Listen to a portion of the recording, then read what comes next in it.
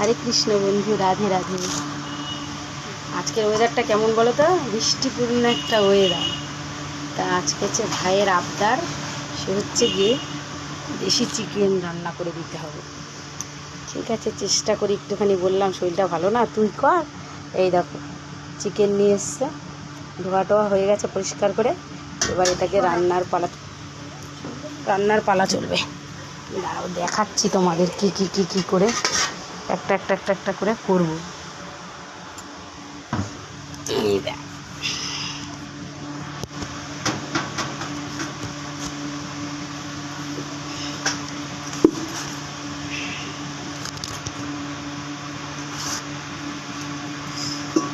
এবার মাংসটার মধ্যে দেব, মাংসটা ম্যারিনেট করে রাখবো। দেব তেজপাতা, এই দেখো তেজপাতা, এই যে গোটা রসুন সব একসাথে মাখিয়ে নেব। দেব পেঁয়াজ,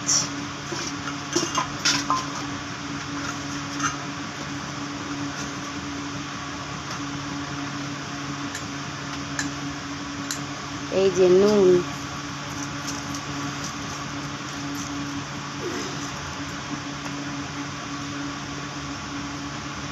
দেব হলুদ,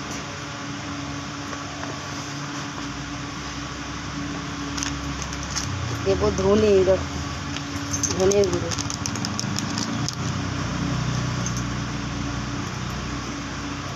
দেব সর্ষের তেল,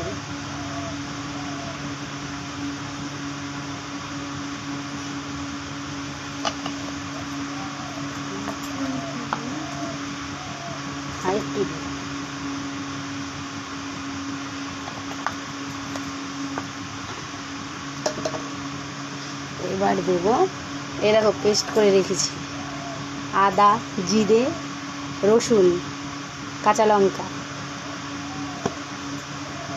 আর টমেটো।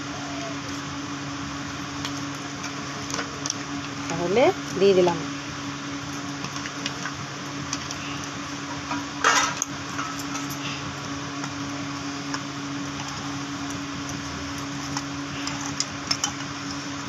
এই মশলাটা যদি পাটাই করতাম মশলাটা আরও টেস্ট হতো। যেহেতু শরীর ভালো না সেহেতু তো আমি তো পারবই না করতে, কোনো কাজ করছি না। আর দিদাকে বললাম তোমাকে থাক করতে হবে না, বৃষ্টি বাইরে তো। আর বুঝতেই পারছো আমাদের গ্রামে কীরকম কাদা কাদা হয়ে যায় চারিদিকে জায়গায়। তারপরে হচ্ছে গিয়ে এই জন্য আমি দিদাকে বয়স হয়েছে তো আমি বললাম থাক তুমি করতে হবে না, পাটায় বাটতে হবে না এখন তোমাকে। মিক্সারে করে এটাকে এবার ভালো করে মেখে ম্যারিনেট করে রেখে দেবো আধ ঘন্টা 1 ঘন্টা। তারপরে যখন রান্না করব তখন আমি তোমাদেরকে দেখাবো। আবার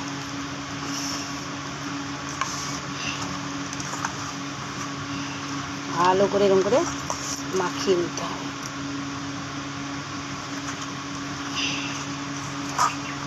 কারণ কি বলো তো দেশি মুরগির মাংস আর খাসির মাংস যত তুমি এরকম ম্যারিনেট করে মাখিয়ে রাখবে তত টেস্টিটা ভালো হয় এবং সফটিটাও সুন্দর হবে। যেহেতু বৃষ্টি ওয়েদার সেহেতু বলছে আজকে দেশি মুরগির মাংস খাবো। রান্না করে দেয় দিদি আমার, ও রান্না করে জানো তো। আমার যেটা মা রান্না করতো এখন আমার ভাই রান্না করে। আর যেহেতু আমি অসুস্থ সেহেতু তো আমি কিছু করি না, করতে পারি না এখন। তো আজকে ওর জ্বর এসে শরীরটা ভালো না বুঝলে বন্ধুরা ভাইটার। ওই জন্য বলছে কি বাজারে গেছে একবার আবার বৃষ্টির মধ্যে এসছে শুয়ে রয়েছে।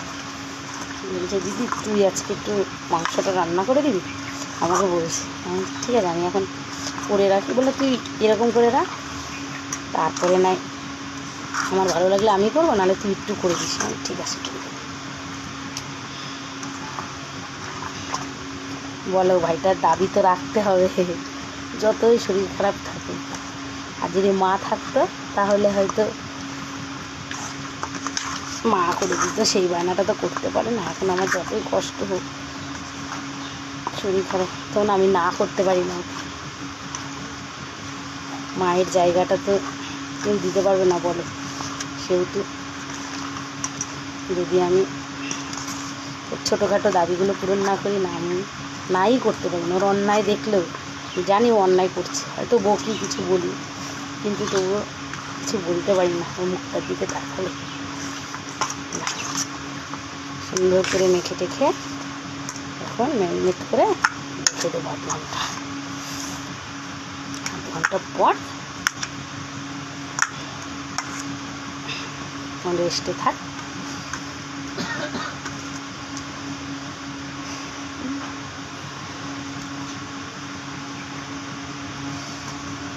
রেস্টে রেখে দিলাম। দেখো আলু ভাজা হচ্ছে, আলুটা ভেজে নিলাম নুন হলুদ দিয়ে। আর এই দিকটা এই যে কষতে থাকো, কষা হোক এটা, আর এইদিকে আমার আলু ভাজাটা হয়ে যাচ্ছে। তাহলে দু পাত্রে বসিয়েছি, তাড়াতাড়ি হয়ে যাবে, অনেক দেরি হয়ে গেছে তো এই জন্য। এর ফাঁকে আমি স্নান করে সিঁদুর টিদুর পরে রেডি হয়ে গেলাম। এইবার হচ্ছে গিয়ে ভগবানকে একটু জল দেওয়া হবো, আর ওটা হচ্ছে গিয়ে রান্না হতে থাক, পরে তোমাদের দেখাবো। এখনও হয়নি, ওটা কষুক আস্তে আস্তে। ততক্ষণে আমি আমার ভোলানাথের মাথায় একটু জল ঢেলে নিয়ে বললাম না সকালবেলা পুজো টুজো হয়ে গেছে। এই দেখো আমাদের সকালবেলা, এই দেখো জয় জগন্নাথ, আমার ভোলানাথ।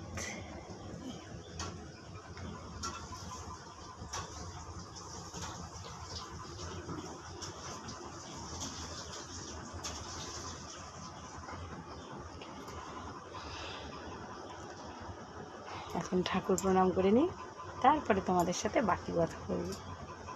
এই দেখো আলুগুলো এবার মাংসের মধ্যে দিয়ে দিলাম, মাংসটা এবার কষা হচ্ছে।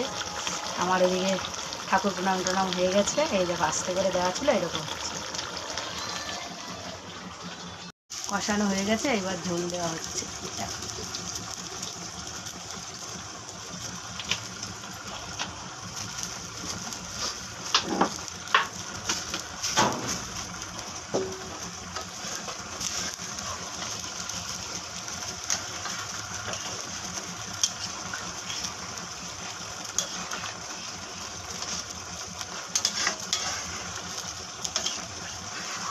আর এদিকে দেখো ডিম সিদ্ধ করা হচ্ছে খাওয়ার জন্য।